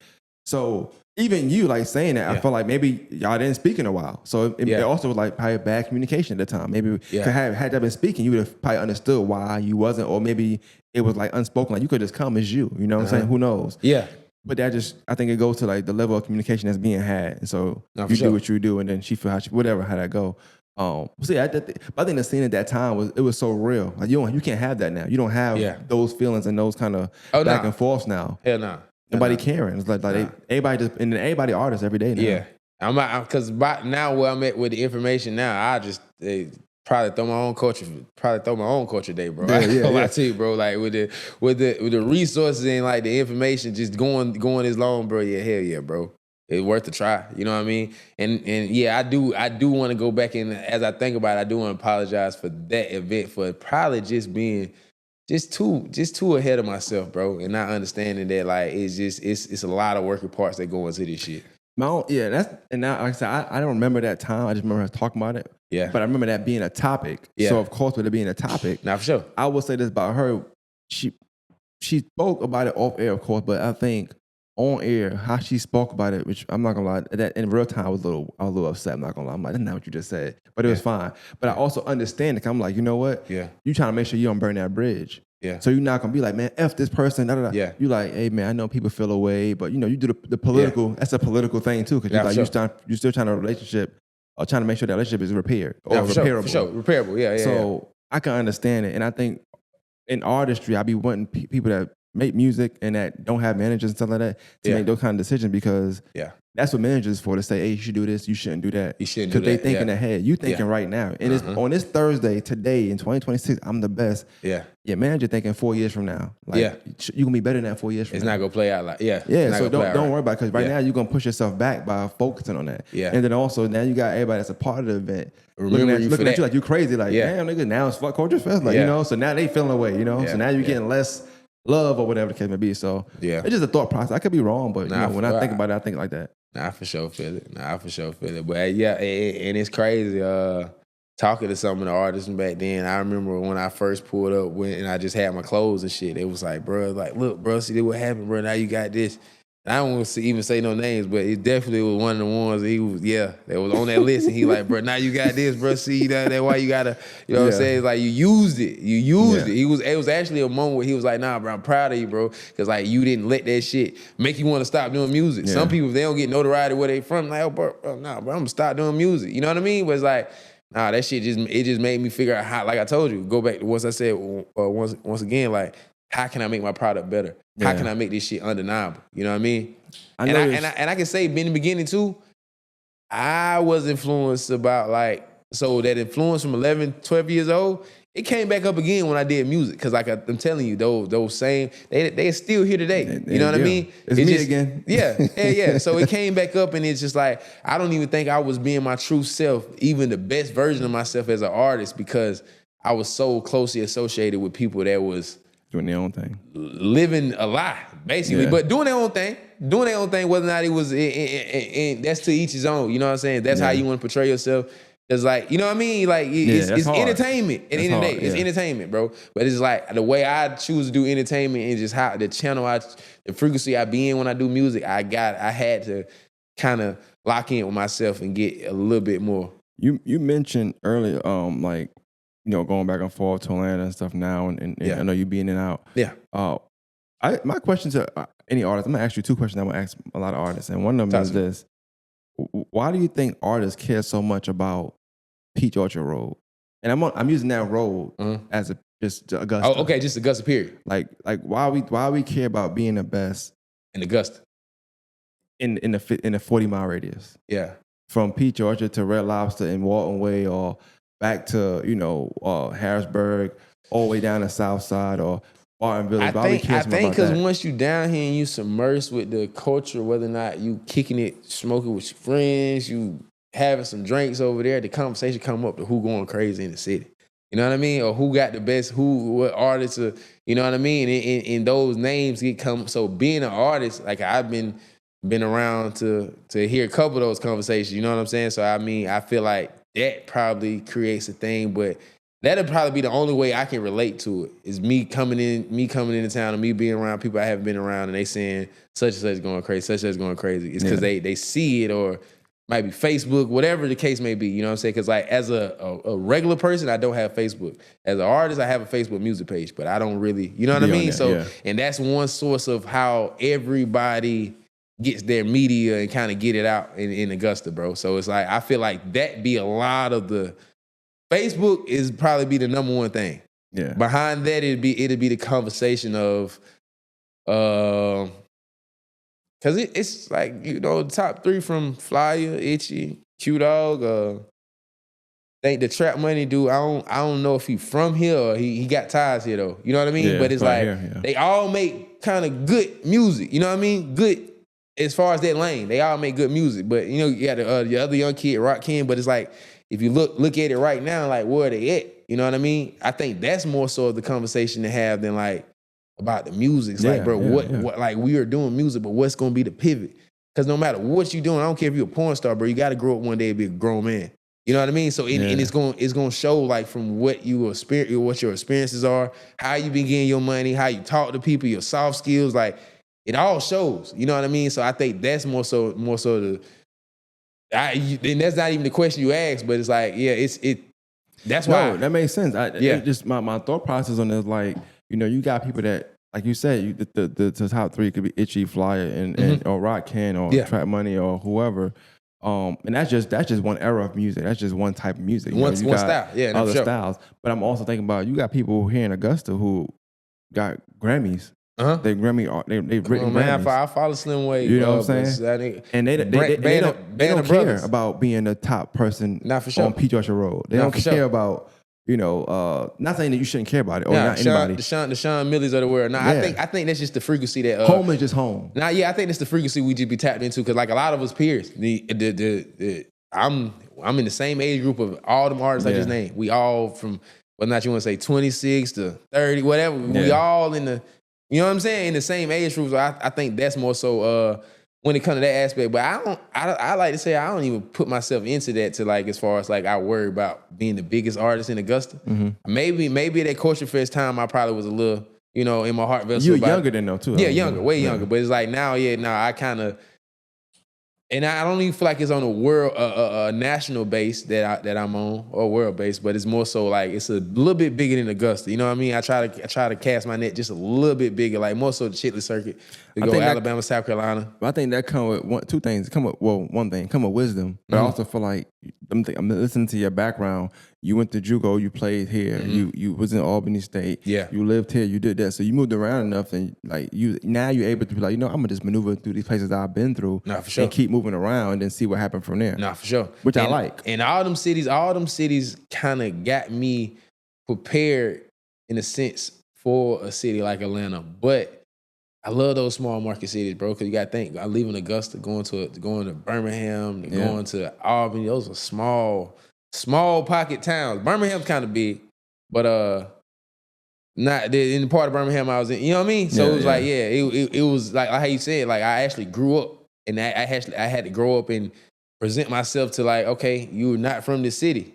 What are you doing here? You know what I mean? And I'm down here playing basketball, so I had to kind of grow up and present myself as a man in different forms. Like, I also feel like that helped you a lot too, because you not only, like, listen to your story, you also end up going to Burke County. So already the mindset of being the best on Peach Road was like, I'm trying to just do my own thing. Yeah. And then you play travel ball, you play basketball in other places. So like moving around ain't necessarily a nightmare to you. No, some people never left. Yeah. So like that's their dream goal is to be like, I'm gonna be top 5 on somebody's list here. Yeah. And that's it. And nothing wrong with that, but that's just a start for everybody else. No, for sure. It's just a start. Yeah. They've been talking about you. You scored 50 in 2 games. Yeah. They've been talking about you. Yeah. I'm trying to move on. I'm trying to go up, do something different. Do something else. Yeah. The other question that I be having with artists, and I'm gonna start asking every artist this question. It's probably a down question, but I gotta ask it. No, talk. So you said the 26-30 era. This is the era, right? Yeah. Getting up there in age, right? Yeah. This is just me being transparent. Like, at what point as an artist, if ever, do our artists be like, or rapper, singer, whatever, be like, I'm about to stop? All right. When in the point where you can stop doing whatever art form you're doing, and I feel like you don't have a burning sensation to do it. You don't have a fire to do it inside of you. 1 and 2, when you can stop whatever you're doing, and you got the same love you get from that, you can go get it from your child. You can go get it from your wife. You can go get it from when you put that key in that keyhole, you walk through that threshold, and it's like, oh yeah, I'm home. You know what I'm saying? So I feel like, I know with me and how I do music, it's the same shit that people go to work or go to the military for. That's why I'm doing music. I want to get to the point to where I have that almost a regular system of life. You know what I mean? And it's like, I've been so deep on the artistry, bro. I just almost want like the regular life that a 9-to-5 dude got. You know what I mean? But it's off my art form. But I feel like once whether or not you get that check from the 9-to-5, whether or not you get that check from the music, I feel like once you get there, you to the point where it's like, okay, I can go upon my life, and you know what I mean? Go into some other stuff, like, and just kind of put the pen down, cut the mic off. But I think hell yeah, man. it comes down to that. I feel like the reason why I asked that question is because I want to ask every artist that question because it's just something to ask. I know it's a thought. I know it'll be a thought in the back of their mind, you know, because you only get older, so we think like, damn, should I? If you care about how people looking at you or view you, but I also think about, you know, you being a player and a basketball player, and you know, prior, you knew when, all right, it's time. I'm done with this. Yeah. I'm moving on. Yeah. So would that be the same with music, or is it music is just it's not as demanding? Music is not demanding, and I look at it almost like it's so hard to like actually give up on music, man, because it's almost like a penny stock game, bro. Like I'm getting pennies every day. I'm not getting 100 million pennies every day, but I'm getting pennies every day. You know what I'm saying? So it's like I'm dropping this music out there, and I'm dropping this music out there, and you know what I'm saying? Make 1,000 streams this month, 10,000 streams in 6 months, maybe about 15,000 in a year, and you know what I'm saying? It don't suffice to like what a 9-to-5 job will get. But if you add something along with that, and you're not putting the pressure on just like, I got to get paid for my streams, I got to get paid from this club booking me. You know what I mean? It kind of makes it a little bit easier to digest. Like, okay, the pennies are not coming right now, but that's still a valid. You know what I mean? It's still you dropping something off, and it one day that thing can flourish. Like I look at it like I seen it saying, it's like, it's my job to plant the seed. It's God's job to send the rain. So I don't know when the rain gonna come for those songs that I done seeded into the world. But when it come, you know what I mean? It could be a billion streams, a billion pennies over. You know what I mean? Because like there's no way you'll get more than pennies for a song at a time, other than somebody going on iTunes to buy your, you know what I mean, your whole project at a time. Yeah. I like that. Yeah, it's a good segue into what I want to get into it last. I wanted to talk about a few things. And you had, I told you I keep my notes, man. I'm pretty good at the notes keeping. Okay, for sure. You had messaged me one day off a reel I had posted. It was the Blair Brothers, you remember? And you said we talk on the podcast, so I try not to forget my stuff. Yeah. I want to, Ayo Snoop just messaged me. He said, this should be interesting. Yeah. He don't even know, dude. He don't even know. You don't even know. Yeah, you done came up already. Shout out Ayo Snoop, man. All right, let me go to it. Yeah. And Snoop know now to this day, bro, because last time he seen me, well, he was just telling me his latest news. Don't lose what you was thinking about. No, do you think? But he was telling me his latest news, bro. He was like, he seen it come out of me again. The old Culturefest day come out, because I'm like, bro, we is outside the mall, and I just see it on his face. He was like, damn, I just started it up, because it's like, bro, I done put the work in, bro. I don't want to hear about these artists, bro, that just like ain't working, bro. Dog. But it's like Snoop got a job, bro. It ain't to keep up with 2GUARD. You know what I'm saying? So I feel him, bro. It's like I just know I had went back to that recently, bro. So that could be possible what you talk about, bro. That's funny because I get passionate, bro. This is not even y'all have not even seen this shit. Yeah, I get passionate, bro, about this shit. This is how I know I'll be in moods, right? Yeah. I seen y'all that day in the parking lot. That's crazy. And I was like, I hope these niggas do not see me. I ain't trying to stop to have my kids with me. Because, you know, sometimes you stop. You know how to get in Augusta. You stop and you got to talk for a long time. That's crazy. And I was like, and I didn't even think about the fact that we had spoke about doing something next week, right? Because y'all was right there by the gas station, you know? Right there. I said, I put my head down a little bit. The electronic. Electronic. Yeah. I saw y'all. I was eating there. Yeah. All right. So, the real was about they saying get a job. Yeah. If you want to be a good entrepreneur, get a job. Nah, for sure. You responded to me. You said, "Hey, man, look, this was a trauma response. We could speak on it on our episode of the podcast." I want to read a comment you wrote. You said, "Sad truth is a combination of things that just have to be in you: knowing yourself and passion, self-motivated, tech savvy, promoting yourself, unique niche, knowing how to hear no, finding resources and being knowledgeable, working a job for startup, but you learn by getting active." And failing over and over again, for real. So I say, I was wrong, because it took my female best friend. She do PR, and up in Atlanta, but she had to walk it down to me, and she was like, "All right, Brandon, you might have never worked a job for a substantial amount of time, but even when it come down to like, so I sell 3D printed lighters, bro, and they going crazy. But when it come down to that, in my approach, it's actually I got that from a job, working at the call center, working at Teleperformance, actually. You know what I mean? So it was like, that's why I had to go back on and say, she did say, damn, yeah. And that, shout out my friend, shout out my best friend Mo, bro. She definitely kind of walked me down in that shit. But it's cause like, yeah, no, you do learn so much shit from working, bro. So Blair was right. You learn so much shit from working. I was fucking wrong, bro. You do learn so much shit from working. Now, mind you, it is people out here that got other resources, daddy money, stipends, whatever. Not necessarily a stipend, but let's say a settlement check. Yeah. I think people have their resources. But you do have to go to work to learn how to talk to people right, how to be a customer, how to just deal with customers, how to the one thing I picked up from Teleperformance is like man, everybody I work with, they try to stay on the phone with one person longer instead of talking to more people. They stay on the person, knowing the person ain't about to buy nothing. They stay on the phone 20 minutes. I'm all like, you don't want to buy nothing? All right, talk to you about your bill 3 minutes, 4 minutes. All right, by the time you talk to one person in 20 minutes, I done talk to 3. So it's like, I done sold the phone. You just try to get by for the day. Yeah. So it's like, that's one thing I learned from Teleperformance now. This is like 8 months, about 6, 7 months. You know what I'm saying? At the most, it's like half a year.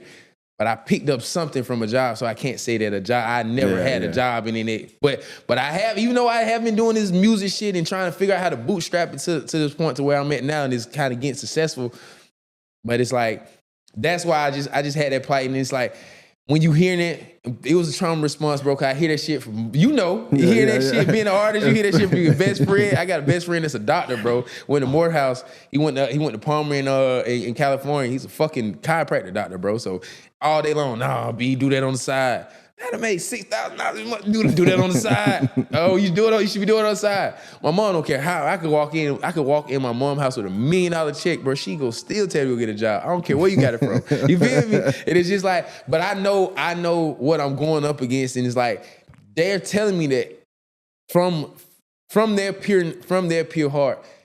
And some people might lack talent. Some people might lack the promoting themselves. Yeah. They all lack stuff that I got from doing this every day, but they got something for sure that I don't got at the same time. Whether or not that might be health insurance, dental insurance, whatever the fuck it might be. It's something very minute, but it came from them working every day, bro. So I can't knock that either though. So, cause I was ready to hear what you were saying. I didn't think nobody was wrong or right. I feel like every entrepreneur got their own like little gist of what you should do, right?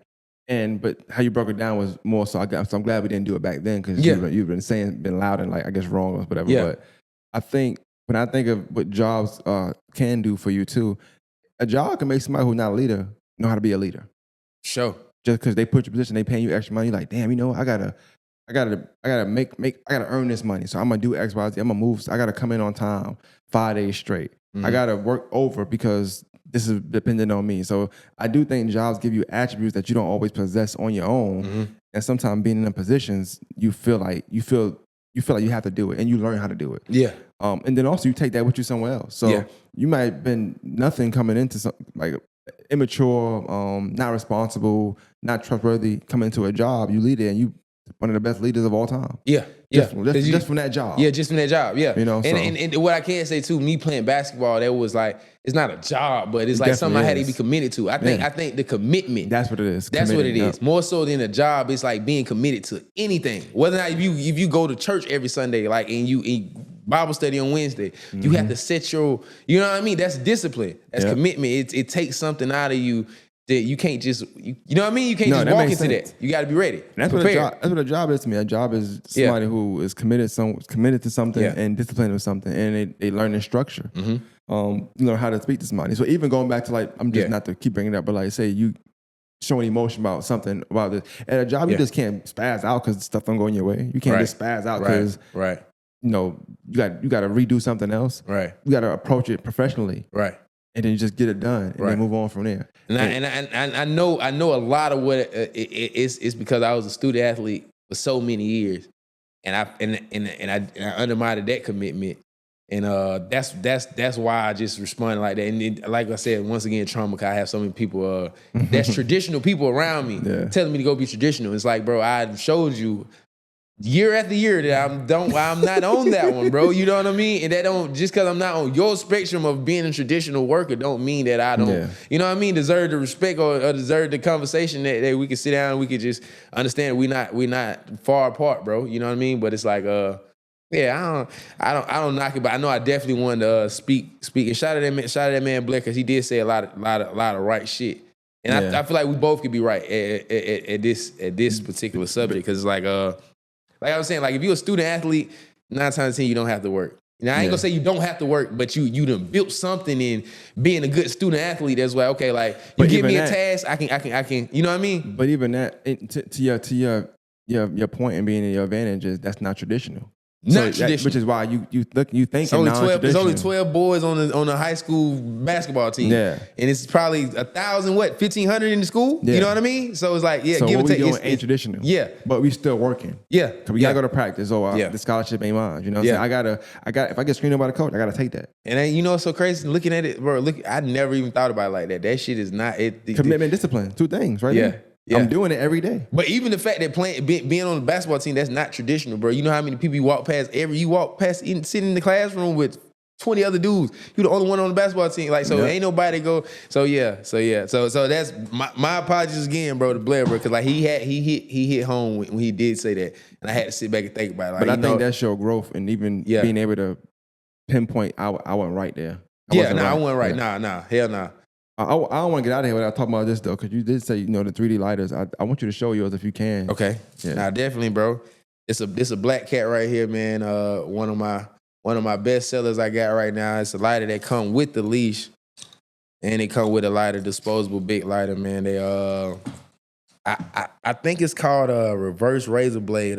Almost the business format is almost like the Glade air plugs, like how you buy you buy the main Glade air plug, and the cheaper product is the actual scented thing that goes into it, but you never have to buy the plug that goes into the wall again. Right. You know what I mean? So I feel like I hit especially with me having the clothing brand, bro, I hit a good essential area with a good essential product, bro. So many people use lighters, bro. Even the people that don't smoke, from candles, sage, birthday parties. I want to ask you that, and I want to stand on this for a little bit, because this was intriguing to me. This what intrigued me when I seen you in the mall.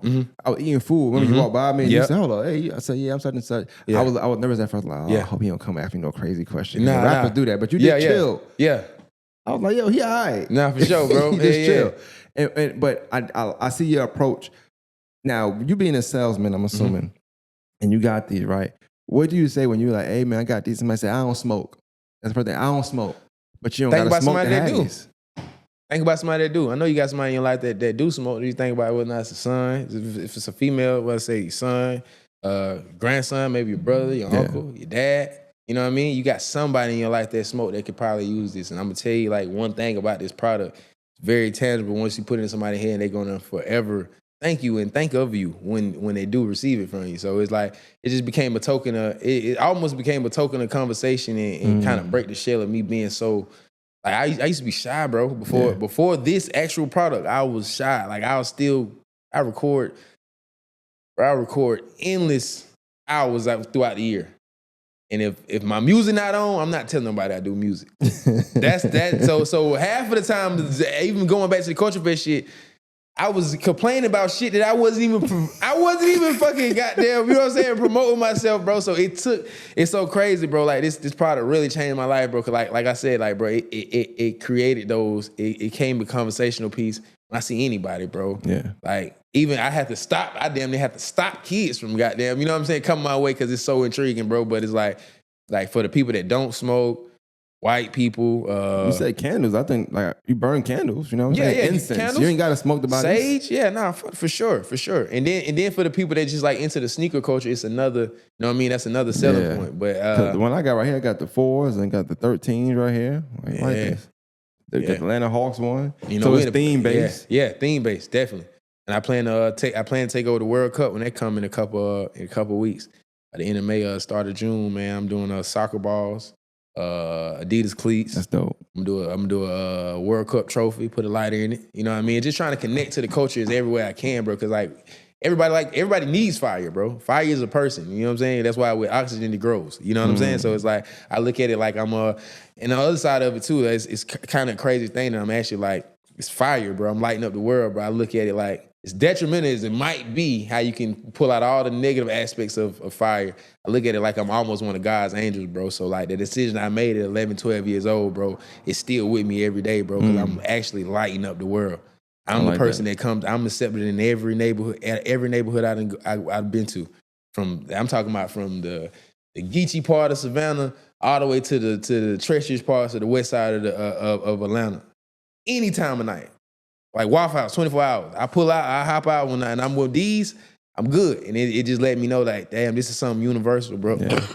And I think it just goes more back to the person I am, bro. My energy, like you can put me in those areas of Albany, or Birmingham, or Burke County. I'm gonna know how to talk. I learned now, but you know what I'm saying. But I know how to talk to people. I know how to, you know what I mean, meet people where they at too. What like? I'm just curious now because I got an idea of what you be doing. But like when you go to the gas station, what's your pitch there? Are you selling it to the gas station wholesale so they can sell? Yeah, I figured that. Yo, clap it up for you, man. That's dope. That's dope. So definitely, man, it started out with one box, man, and I say as far as Augusta, the Exxon off North Leg, right behind the mall. Started out one box, probably about 9:30 at night. I probably sold 25 the first night, and I'm like, oh, boy, I got something. One box, one night, probably sold 25 out of 100 the first night. And that's just like probably about an hour and 30 minutes, bro. Like, now I got some. It came out with him trying to figure out what I was doing. And I say from that point on, bro, from that very first day, bro, I've been doing it probably every day, just trying to figure out how I can scale it up. Nah, that's dope. So now I'm at 16 stores, one in Savannah. I got 3 stores in Augusta and the rest in Atlanta. And I even consider people that want to hustle every day, I consider them a store. Cause I tell them like, bro, you own something. And it put me in a situation, almost like I'm selling drugs, bro. I feel like I'm breaking out a brick of cocaine, bro. Like I'm sending shit to Arkansas, Florida. Yeah. I got a girl in Atlanta. She go to different smoke events. I got a dude in Atlanta, on Southwest Atlanta. He do with his, you know what I'm saying? How he make his money, and it's like, I'm helping them make money, bro. Yeah. This is crazy.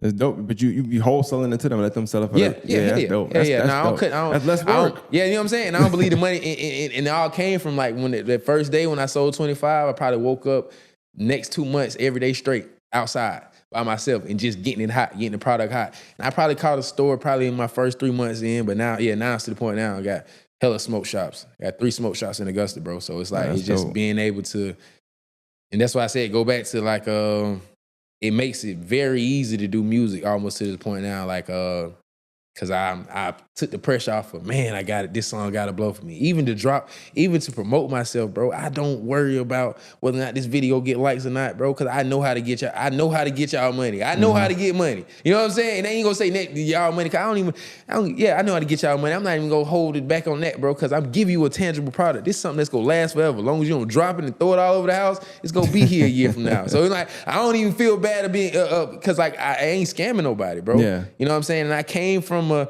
gonna say I came from that background, but I came from we was trying to figure out how to provide a way for ourselves to go to the studio and hop in front of the camera and, you know what I mean, and get exposure, bro. So it's like, bro, I got a clean, efficient, you know what I mean, way to where I can actually, you know what I mean? That makes sense. Yeah. I just, like I said, I like it because I figured out he must be going to the gas stations and AMPMs, mom and pop stores. Stay away from the people that got the licensing. So like if it's a franchise gas station, like like Shell. Parker's, Shells. Yeah. Now some Shells are more so owned by people, but Parker's, Circle K's, they not. Got you. Yeah.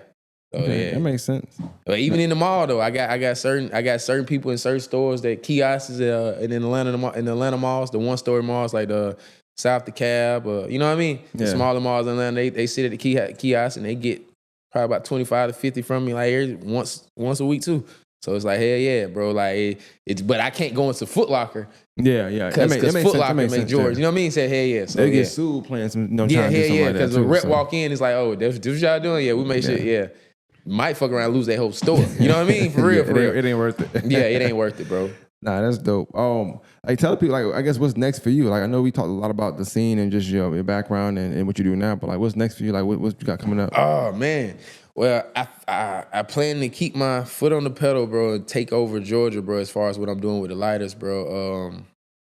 Doing definitely more shoes on the lighters, bro. And after I get to the point where I work my ass off in Georgia, bro, and I feel like it's time, and I feel like it's getting to that point now, but it's coming, bro. I think this summer's gonna be pretty big. I'm gonna try the same thing I do in Georgia, bro. I'm trying to take my talents out to California, bro, and try to just freelance. You know what I mean? I know it's the basketball scene's big there, Venice Beach. There's a lot of creatives, bro. I'm gonna try to go holler at Marathon Burger, try to go holler at Desto Dub. He got Loose Leaf. So just try to holler at the other hustlers in the world that kind of doing something that align with what I got going on. And then seeing if I can, you know what I mean, strike a deal. Maybe I could do some Desto Dub cups off a lot of cough syrup. Do some Marathon Burgers, some Marathon Burgers and put a light in it, you know what I mean? Because it's like, it started out with one 3D printer. We at 5 now, bro. You know what I'm saying? So I done sold over 5,000. So I was like, I'm looking at it like that is what I'm really trying to like.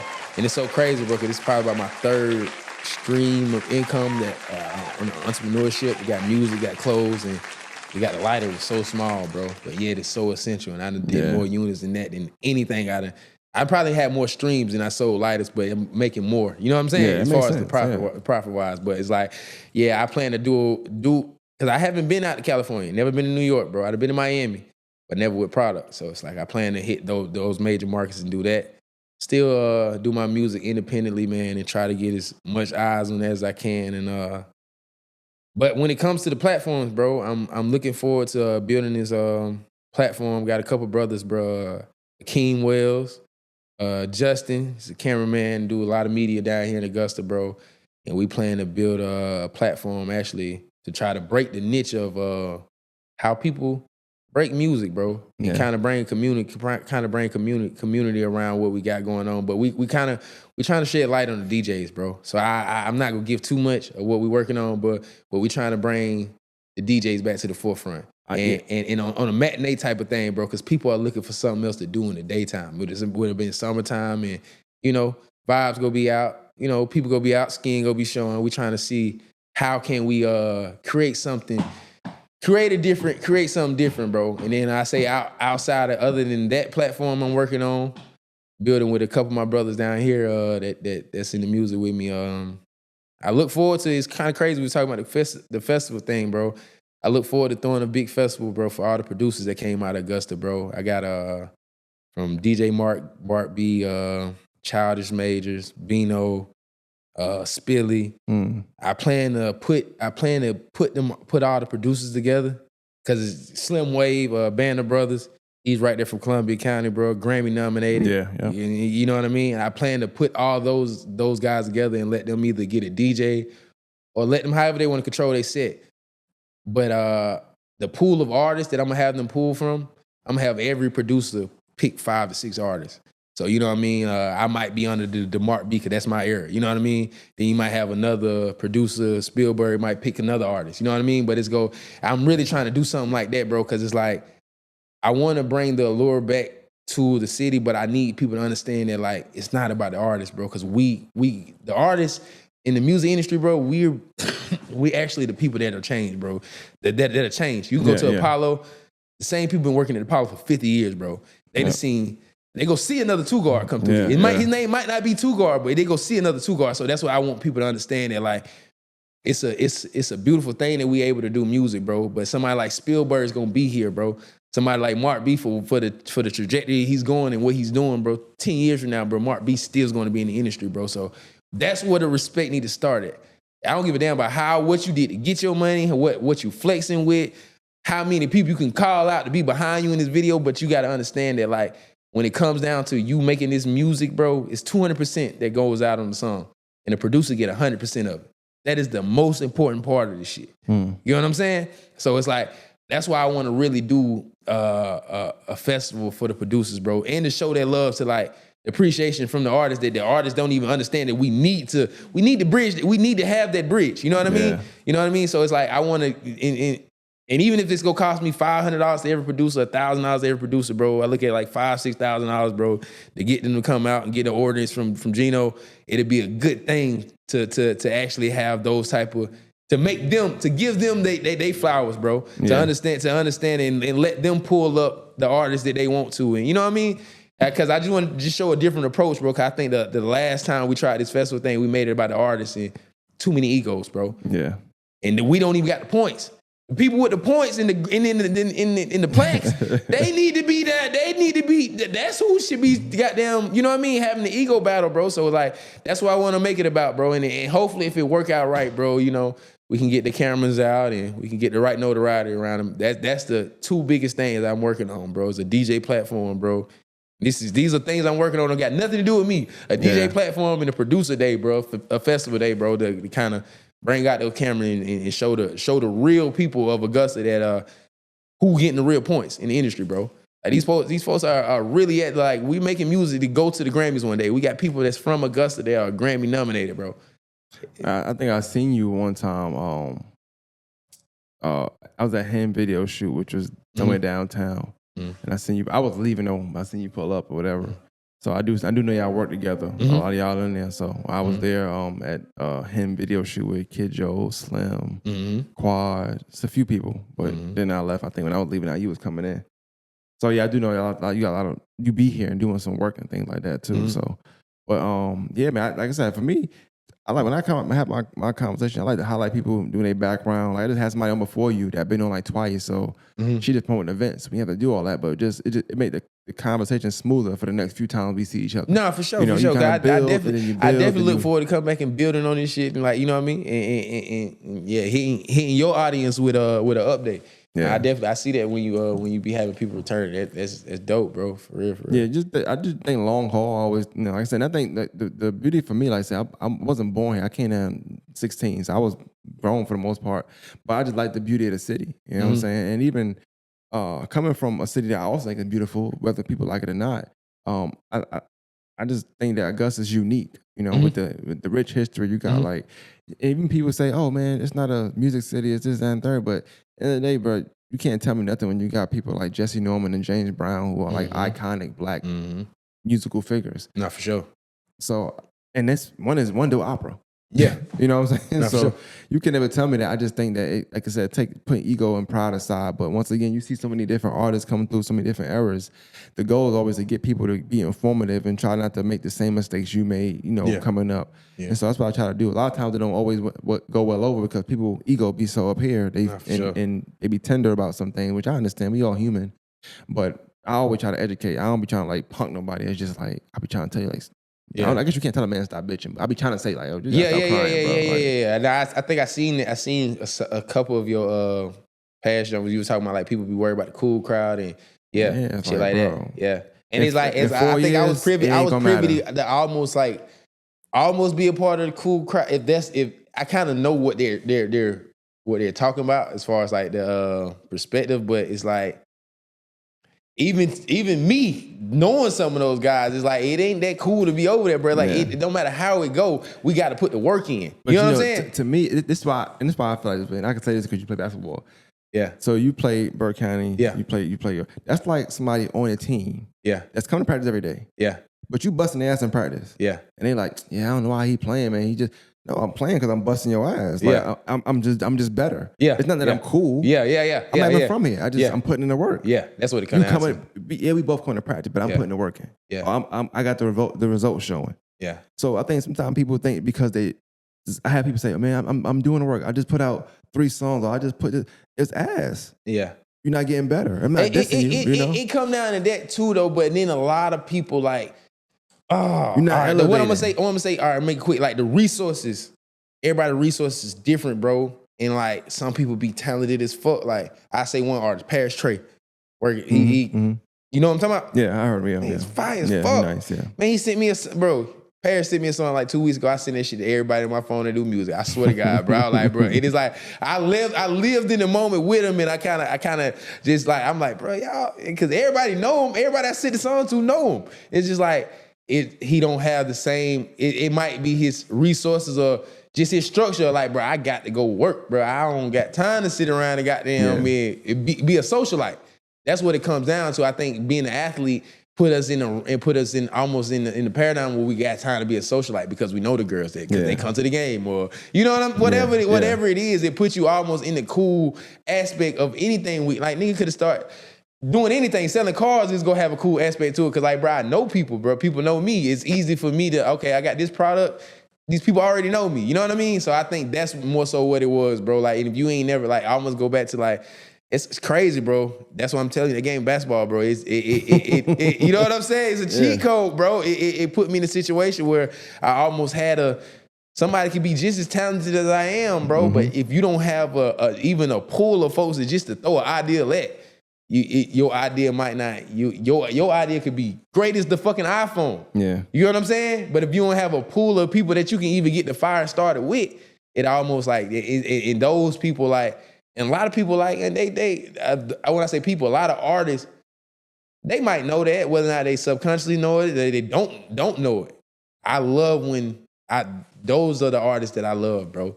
Whether or not they know it or they don't, they just don't give a fuck. I'm gonna keep being an artist, bro. Because it's like, and that's why I go hard and do what I do, bro. That's why I try to figure this shit out, bro. So when I find a cheat code, you don't know how many artists I done hit up, bro. Not to sell these, but whatever you could come up with, bro, I'm gonna show love, bro. I don't give a thing. Cause I done found some shit. I don't give a damn if you gotta, you know what I'm saying? Like my friend Sabo, bro, Sabo World, bro. He from Augusta, Georgia, bro. I know Sabo. He just dropped his last album, going crazy. And I'm in his ear like, man, hey, bro, let's get these prescription bottles, bro, with the pill bottle, with the light in it. You know what I'm saying? And I know we're gonna do it.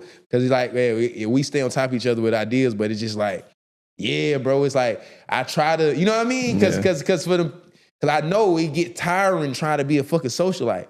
If I wasn't already, you know what I'm saying? I just told you, sometimes I be seeing y'all, I be trying to duck. I know what you're saying, bro. That shit get tiring, bro. That shit get tiring, like people knowing you for, you know what I'm saying? So it's like, I can understand if you never did that before, even just trying to do it, that shit is exhausting, bro. I'm like, I'd rather just go to the crib and whether I'm about to smoke one, talk to this girl, I'd rather just go do something else, bro. Cause like, I'm not, at this point, I'm losing too much of myself to try to keep up with y'all, bro. It's like, I got the talent. So shout out to the kids, the Kid Simmons, Paris Trey, Sabo, shit, even Forever 2K, bro. He taught me so much shit along the way, bro. It's like I got a few artists, bro, that I know they probably don't get the notoriety. Or they might not be the first name that people think about, bro, but I'm letting you know, bro, like y'all inspire me, bro. And it's a lot of y'all, bro. And I try to show love and I try to as much as I can, bro. But it's like, definitely, bro. It's like,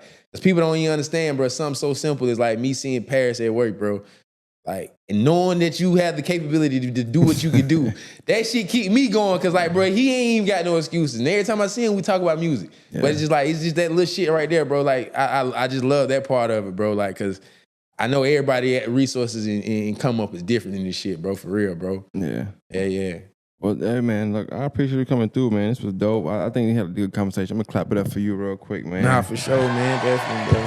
Finally got to the bottom of it. You're not from Burke County. All right? Nah, man. Nah, hell no, bro. I was born in Augusta, bro. I grew up right there. Willis Foreman, bro. I'm right here. Just before, are you related to Ken or no? Ken Quarterman? Yeah. Yeah, that died in I went to school with him. Yeah, that's like he like my second cousin. So my dad's side is from Louisville. So like that's my dad from Louisville, Jefferson County. My mom's side is from Burke County. When they came together, happened in Augusta, Georgia. My dad went in the military. He was in the military, so I stayed out Tobacco Road. So yeah, I've been uptown the whole time, bro. Yeah, for sure. But Caleb, we played basketball. And me and Caleb played basketball in left School together. Cause I went left Spirit Creek, went to Morgan Road for a little bit. Got you. One semester. Yeah. Yeah, I went to school with Ken. We graduated together, man. He was cool. Yeah. Cool dude, man. Yeah.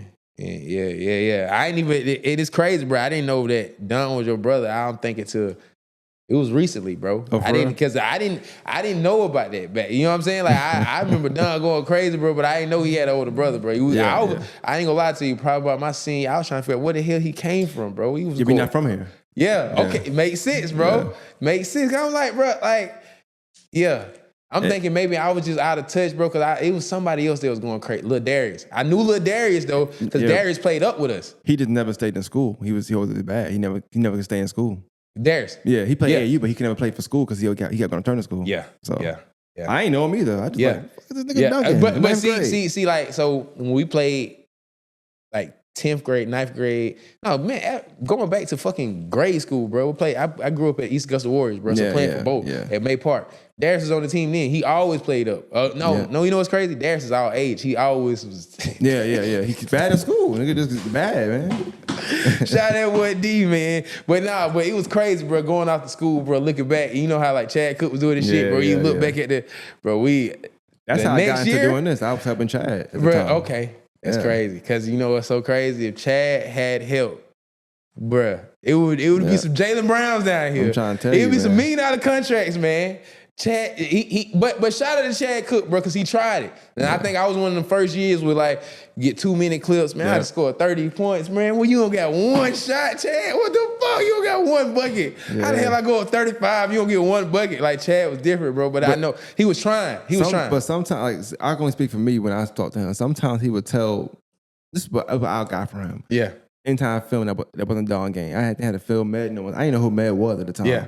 He's like, it's a guy named Med. He'll get a lot of his highlights or get some of Meat highlights. I'm like, all right, I know who Meat is. I didn't know who Med was. So you go there. Sometimes you go in the game not knowing who you're doing, who you going to film. Yeah. But he want a particular person thinking they're going off. So maybe you drop the point. He didn't know you were going to go off that game. Like, damn, I got all of somebody else. And you know, we didn't have no exposure down there. So he'd come to a big game, Thompson, Burke County. You know what I mean? Yeah. And then, you know what's so crazy is like, that just, I wasn't ready, bro. I was ready because I performed, but I wasn't ready.